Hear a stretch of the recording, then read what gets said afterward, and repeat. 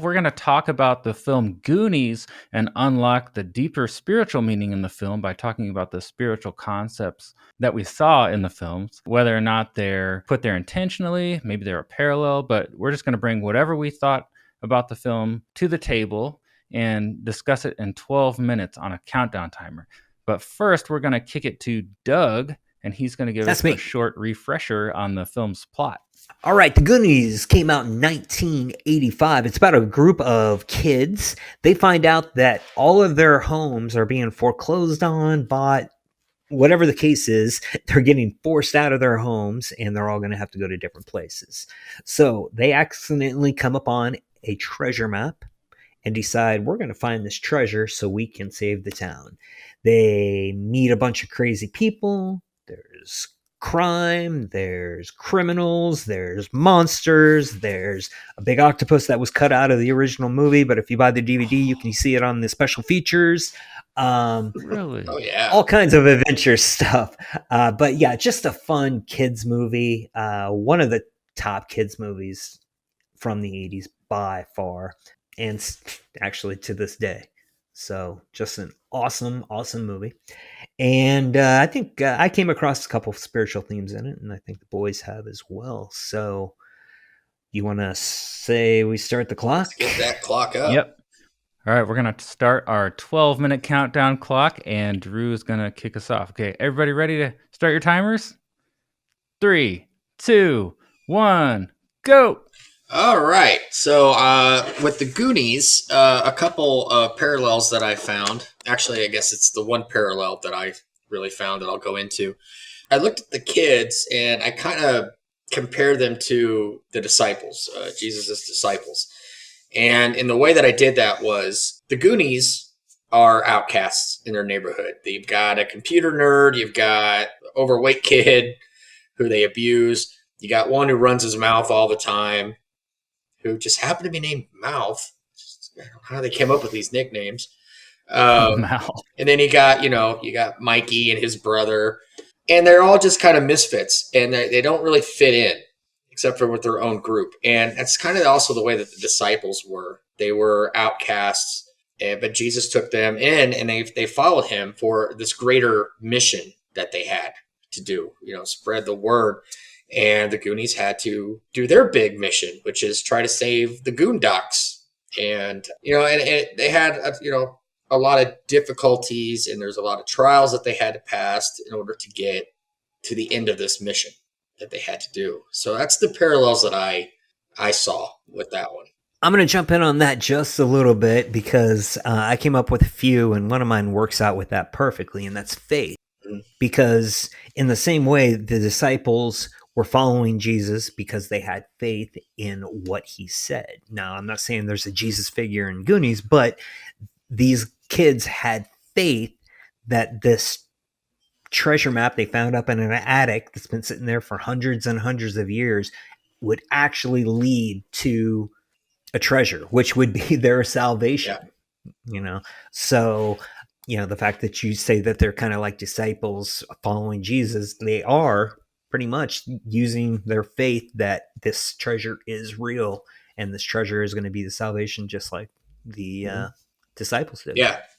Going into it. Yeah, it's interesting that you guys say that, because, a lot of people that I know, just if they're not that familiar with Christianity, they think that the disciples were all like the top-notch religious people and they all got along.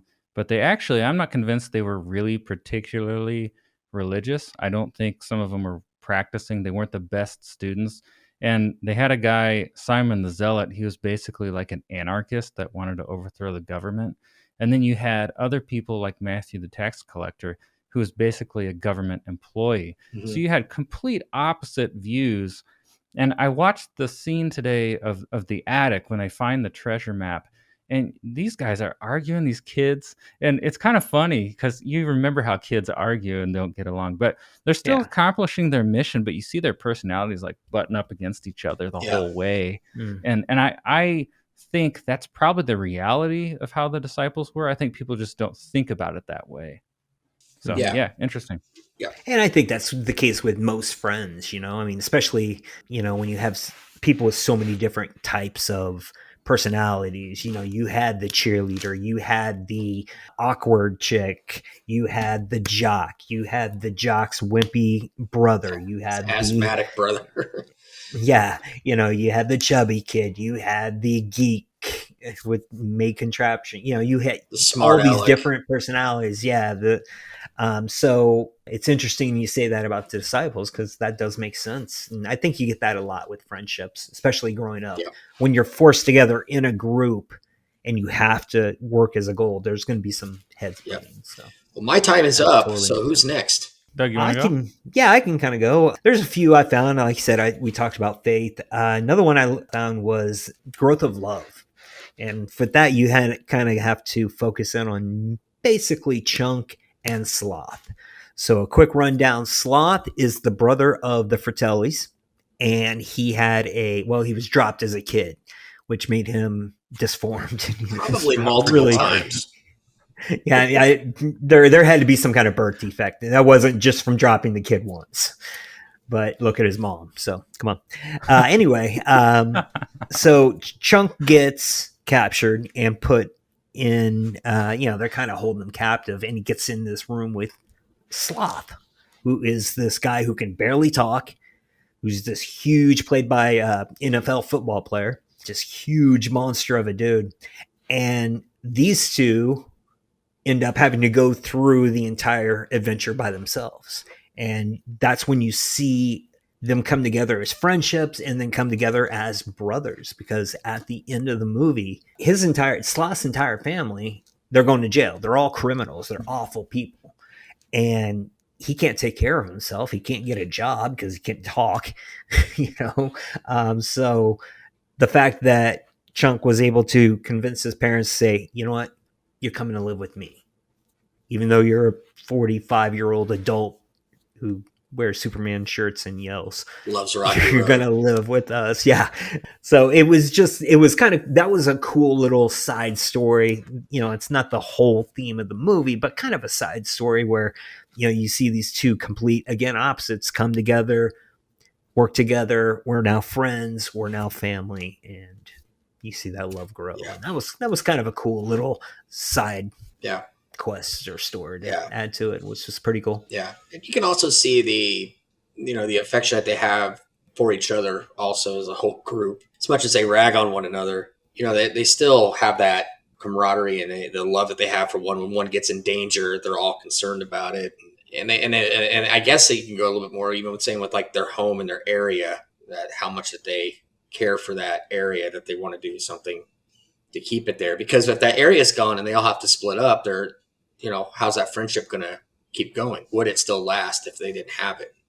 So obviously that was something very important to him too. Right. Yeah, I don't know if you've ever been evicted or had your home foreclosed or lost your home, but I actually put that theme down too. And I wrote it down as belonging. I think they transitioned from they're like from big picture for the whole group, they're all about to lose their home, right? So that's a bad feeling. If you don't have a place to go, you don't have a home, I think that messes with you, how you feel, that messes with your sense of belonging. So I kind of wrote that down. And then when Sloth is introduced and Chunk ultimately adopts him, I felt like that was them zooming in and showing that more in a one-on-one relationship, that same theme of belonging. So first it's about the house, but then if you zoom in further, you've got this acceptance theme. And I think that's a very spiritual thing, because I think that's kind of the way I view Christianity, the way I view the Bible is God creating a human family. Now, I don't think every Christian gets that or sees it that way, but I think that's what the story is. So when I see that in the film, I think, oh, that's a very spiritual concept. Mm-hmm. Mm-hmm. Yeah. But I do remember when I lived in Texas, I was renting a house and it was for sale, but it had been for sale for a long time, so I wasn't that worried about it. And one day a realtor calls me and he's like, "Are you still living at that house?" I'm like, "Yeah." He's like, "Dude, you have to be out by tomorrow. It's sold." Wow. And I found out that the owner had sold it and he had covered up some roof repairs and some damages. And so he was getting sued. So he was trying to sabotage the sale to get out of it. And so his idea was to not tell me so that the people would show up to move in and I'm still living there and maybe they'd give up. Oh, no Oh, kidding. wow. It was crazy. But I Did you ended have to up, get out?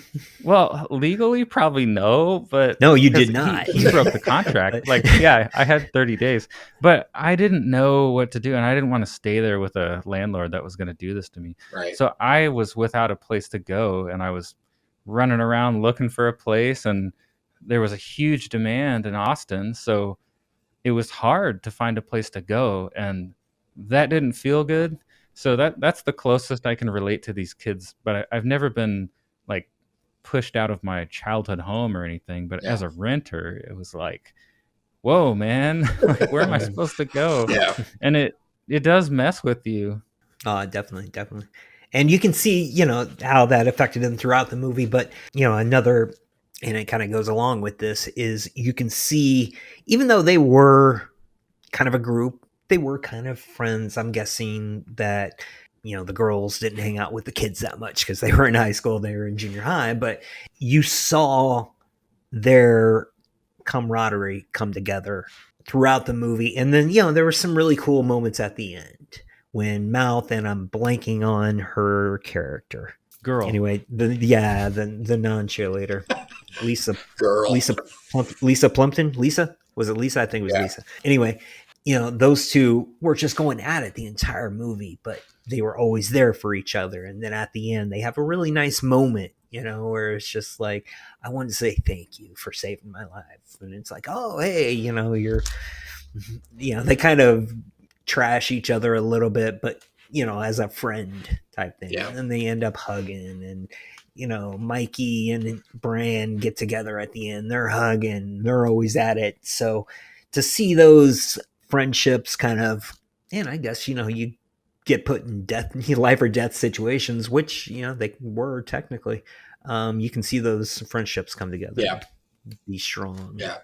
And you could argue that the Chunk and Sloth relationship, that's Chunk looking past Sloth's looks, and you probably get made fun of if you hang out with this kid. So you could almost argue that that's an unconditional love theme there. Yeah. Right. Oh, absolutely. Oh, I just got one more. Oh, yeah. Do you guys think that Sloth is the product of a union between angels and human women? Oh, man. We're out of time. Okay. Can't answer that one. I guess we won't get to talk about there's his relation to the Nephilim. I do want to mention one quick thing, though, and that is Richard Donner should have done a lot more movies with kids. Yes. Because I know I've mentioned this multiple times throughout, and then we're going to cut this real quick here, but he knew how to make each one of those kids act. Because this movie, they make that movie. If you watch a lot of 80s movies, kids don't act that well. They did in this movie. Yeah, I think we mentioned before he should have probably have directed Episode 1 from Star Wars. He could have worked with Jake Lloyd a lot. Absolutely. Oh, yeah. We just covered that. Yeah. I did have one more question for you before we go. Could you tell listeners just as an Easter egg? Oh, man. Well, as an Easter egg, non-spiritual film, what was the octopus scene and why was it originally in the script? Because it looked horrible. That's why it got cut. Yeah, it didn't look that good. It was when they slid down into the water, I think they woke up the octopus. They got out on the boat, but then when the Fratellis made them walk the plank, all of a sudden, the octopus showed up. Yeah, I don't even know if they finished the scene, because did it show that? I guess they got away from it. I've seen the deleted scene before. It looks bad. I mean, it didn't look good at all. So I think that's why. 85. It's tough to do good. It looked like a balloon octopus just floating in the water, going, and some dude's underneath, like lifting its tentacles up to make it splash, and it was. If you've ever seen Plan 9 from Outer Space, or it was very Ed Wood, it's very similar to that. It was just. It was better that they cut that out anyway. Yeah. All right. Well, guys, thank you for sharing and discussing. And listeners, we will be back soon with another episode. So we'll see you.